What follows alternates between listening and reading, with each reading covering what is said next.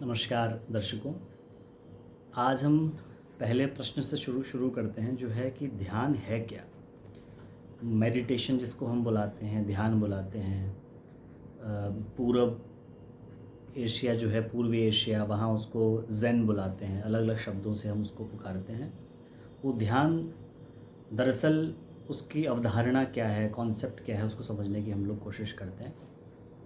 इसमें कई तरीके की अवधारणाएं हैं।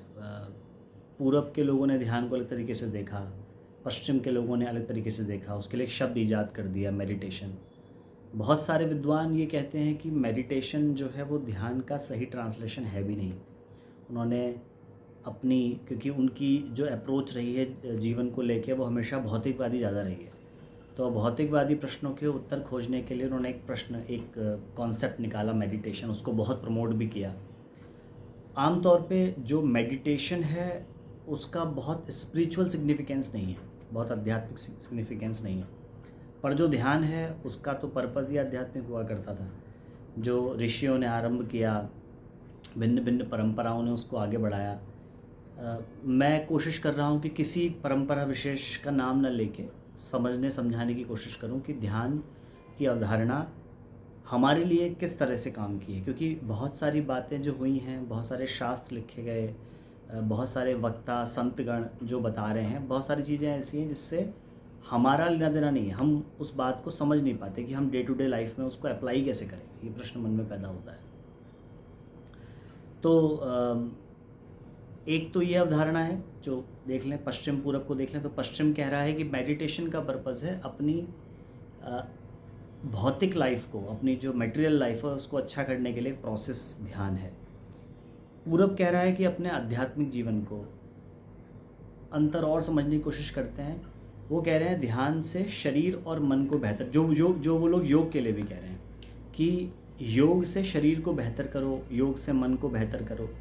हम कह रहे हैं, जो पूरब के लोग हैं, जो भारत के लोग हैं, जो आसपास की और संस्कृतियाँ, वो कह रही हैं कि ध्यान के माध्यम से, योग के माध्यम से शरीर और मन से परे जाने की कोशिश करो। उनकी सुई वहीं अटक गई कि बीमारियां ठीक कर लो, बस बीमारियां नहीं होंगी। एक तरीके से वो ये भी कह रहे हैं कि ज़्यादा ध्यान करोगे, ज़्यादा योग करोगे तो ज़्यादा भोग कर पाओगे, संसार का उतना आनंद ले पाओगे। हम ये कह रहे हैं, जो हमारे ऋषि हैं, हमारे जो ग्रंथ हैं, वो ये कह रहे हैं कि ध्यान के माध्यम से वो धैर्य विकसित होगा जो तुम धीरे धीरे शरीर मन से परे जाकर चेतना का आनंद ले पाओगे। कुछ विद्वानों ने तो ये कहा कि ध्यान है तो सब कुछ है, और ध्यान नहीं तो कुछ भी नहीं। ज़्यादातर लोगों को ध्यान है, ज़्यादातर लोगों में वो ध्यान बीज रूप में विद्यमान है। बिल्कुल ही कोई एक्सट्रीम केस है जहाँ पर कोई डिसऑर्डर है, गंभीर डिसऑर्डर है, वहाँ नहीं। अदरवाइज़ ध्यान तो हर किसी का है। ध्यान अभी बाहर की ओर है कि बाहर हम क्या कर लें। जो हमारी बाहरी दुनिया है, बहुत बच्चे पढ़ाई में बहुत अच्छे होते हैं, बहुत अच्छे डॉक्टर्स होते हैं, उनका ध्यान है डेफिनेटली अपने काम में, तभी वो अच्छा कर पा रहे हैं। पर अभी वो स्टेज नहीं आई है कि शरीर और मन से हम परे जा पाएँ। वो मुश्किल भी है, धीरे धीरे आती है। ध्यान को इस रूप में भी देखा गया, हमारे एक पुराने ऋषियों ने कहा कि एक स्टेप बाय स्टेप आगे बढ़ते जाते हैं। यम नियम सत्ता है, फिर आसन सत्ता है, फिर प्राणायाम सत्ता है, फिर प्रत्याहार होता है, धारणा होती है, और ध्यान उसके बाद एक स्टेप में आता है। वही आगे चलकर समाधि में कन्वर्ट हो जाता है। कुछ एक लोग जो बिल्कुल मॉडर्न साइकोलॉजिस्ट हैं, वो कहते हैं कि भाई एकाग्रता ही ध्यान है। हम कॉन्सेंट्रेट करते हैं, वही मेडिटेशन है। कंसंट्रेशन मेडिटेशन नहीं है, उसका बहुत आरंभिक फेज़ है, बहुत ही स्टार्टिंग पॉइंट है जहाँ से आप कोई बात शुरू कर सकते हो। और देखते हैं ध्यान के विषय में कुछ जो मॉडर्न विद्वान हुए, जिसको ईस्ट वेस्ट दोनों ने एक्सेप्ट किया। उन्होंने कहा कि ध्यान एक गुण है, ध्यान एक ट्रेट है जिसको आप विकसित नहीं कर सकते। वो होता है तो होता है, नहीं होता है तो नहीं होता है। तो क्योंकि वेस्ट के लोग रीबर्थ को, पास्ट लाइफ को नहीं मानते, हम लोग तो इसका उत्तर भी देते हैं, जो व्यक्ति ध्यानी है, हो सकता है पिछले कई जन्मों से वो ध्यान करते आ रहा हो, अभी बचपन से ही वो ध्यानी प्रवृत्ति का है, उसका जो इंटेलिजेंट कोशेंट है वो अच्छा है, उसका जो इमोशनल कोशेंट है वो अच्छा है, वो अच्छा परफॉर्म कर रहा है, हर चीज़ को समझ रहा है। पर अभी वो ये नहीं समझ पा रहा कि ऐसा हुआ क्यों है। हमको बहुत बार जब कुछ प्रश्नों के उत्तर नहीं मिलते तो हम उसको मना कर देते हैं। कहना ये चाहिए कि हमें नहीं पता ये कैसे हुआ, रादर ये कहने के कि ध्यान जैसा कुछ नहीं होता। अभी बहुत सारे लोग जो और एडवांस हैं वो ये मानने लग गए हैं कि थोड़ी देर ध्यान करने से, शांति से बैठने से लाभ तो होता है। अभी वो यहाँ तक पहुँच गए कि जो बैकग्राउंड, जैसे मोबाइल के बैकग्राउंड ऐप्स बंद कर देते हैं तो वैसे ही हम शांति से बैठते हैं तो उसका लाभ हमको मिलता है। हम ये मानते हैं भारतीय लोग, मैं भी ये मानता हूँ कि ध्यान दरअसल चेतना की झांकी प्राप्त करने की कोशिश है। भीतर की जो आवाज़ है, जो शरीर और मन से परे है, उसको समझने की कोशिश है। क्योंकि इस शरीर के ख़त्म होते ही ये किस्सा यहाँ ख़त्म हो जाएगा, मन भी समाप्त हो जाएगा, जो बचेगी सो चेतना बचेगी। तो इस चेतना की आवाज़ जितना जल्दी हम समझते हैं उतना ही हम गहराई में जाते हैं। टेक्निक्स के बारे में और आगे वाले वीडियोस में बात करेंगे कैसे करें ये, पर अभी फ़िलहाल इतना समझना बहुत ज़रूरी है कि जो भी हमारे देवता जिनको हम कहते हैं, मुझे ये लगता है पर्सनली, और लोग घुमा फिरा के इस बात को हमारे संतगण भी कहते हैं कि ध्यान की अवस्था में जाना है तो किसी सुपीरियर का हाथ पकड़ना होता है। उसको अध्यात्म की भाषा में गुरु कहते हैं और देवता कहते हैं। गुरु दरअसल देवता भगवान से ही मिलाने का कार्य करता है। और कभी कभी जब आपको गुरु ना मिले शरीर रूप से तो आप कहते हो कि जो लोग शिव को मानते हो कहते हैं शिव ही हमारे गुरु हैं, जो लोग भगवान कृष्ण को मानते हो कहते हैं कृष्ण ही हमारे गुरु हैं, उस रूप में मान के। तो गुरु जरूरी है इसको पकड़ने के लिए।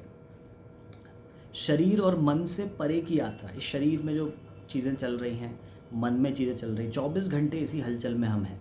इस हलचल को ठहराव देने की प्रक्रिया ध्यान है।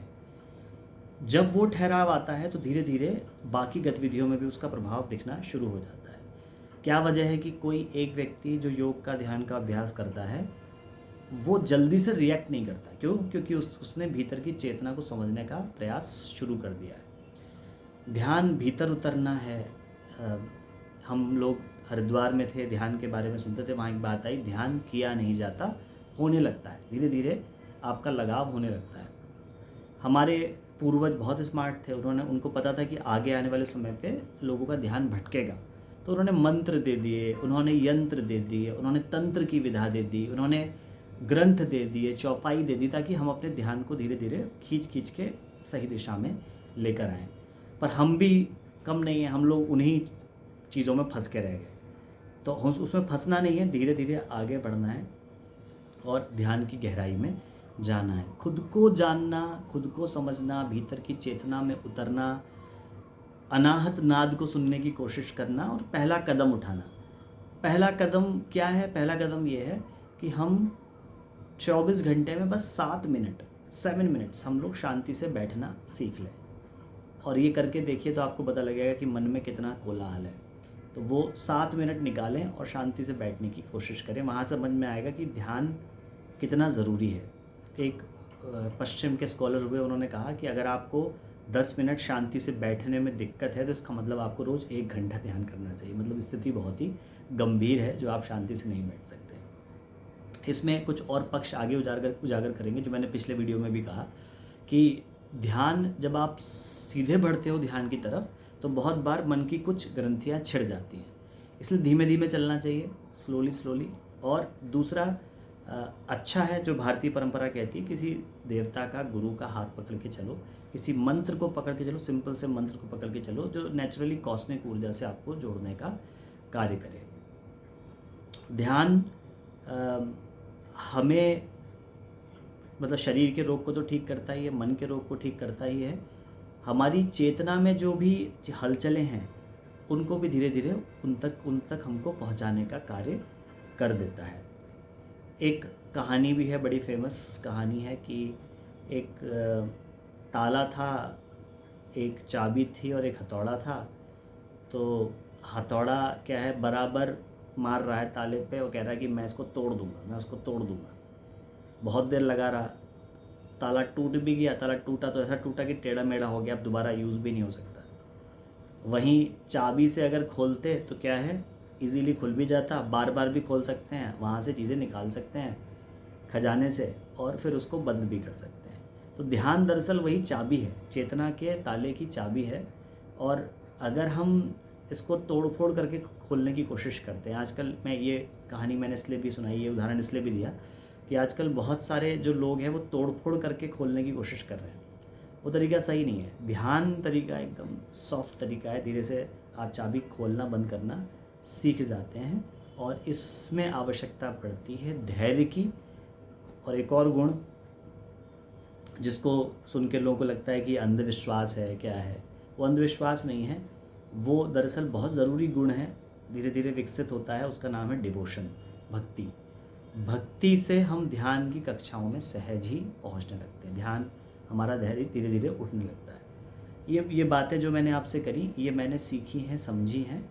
अभी मैं भी आप ही की तरह यात्रा में हूँ, मैंने कोई मुकाम इसमें हासिल नहीं किया है, और आगे बढ़ते रहने की अभिलाषा है, क्योंकि थोड़ा सा जो किया है उसमें रस आता है और समझ में आता है कि इससे बढ़िया कुछ नहीं। और जिस फेज़ में हम लोग चल रहे हैं 2026 से लेकर 2032 तक का ये जो दौर है, आप एस्ट्रोलॉजी में भी देख सकते हैं, तमाम और भविष्य वक्ताओं की बातें उसमें देख सकते हैं कि आने वाला समय, और ये समय थोड़ा सा टिपिकल है, यहाँ पर ध्यान की आवश्यकता और भी ज़्यादा है। तो भीतर जाने की कोशिश करें, 7 मिनट से शुरू करें।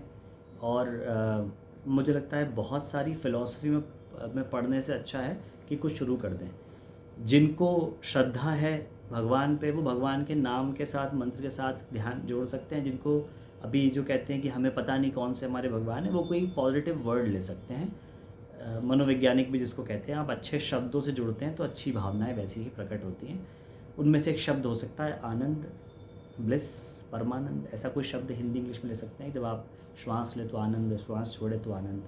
और कुछ और एडवांस ध्यान होते हैं जो लोग बहुत जल्दी इंट्रोड्यूस कर देते हैं, पर वो आसान नहीं है, मुश्किल है। अपने हर काम को ध्यान से करना, उसमें ध्यान को यूज़ कर लेना। तो कहते हैं हम तो हर चीज़ ध्यान से कर रहे हैं, तो वो इतना आसान नहीं है। पहले फेज़ में आपको बैठ के ही ट्राई करना पड़ेगा। जो तरीके बताए कि आसन में बैठिए, मैं और डिटेल में आगे बताऊंगा आपको। आसन में बैठिए, कुछ मुद्राएं लगाइए, उससे वो चीज़ें फिर हमारा जीवन होश में आने लगता है। ऐसा नहीं है कि डे 1 से आप सोचोगे आपने पढ़ लिया वो होश में ही जिएंगे, कहाँ होश में जीना संभव है। तो पहले कुछ अभ्यास करने पड़ेंगे, फिर वो ध्यान धीरे धीरे भीतर उतरने लगेगा।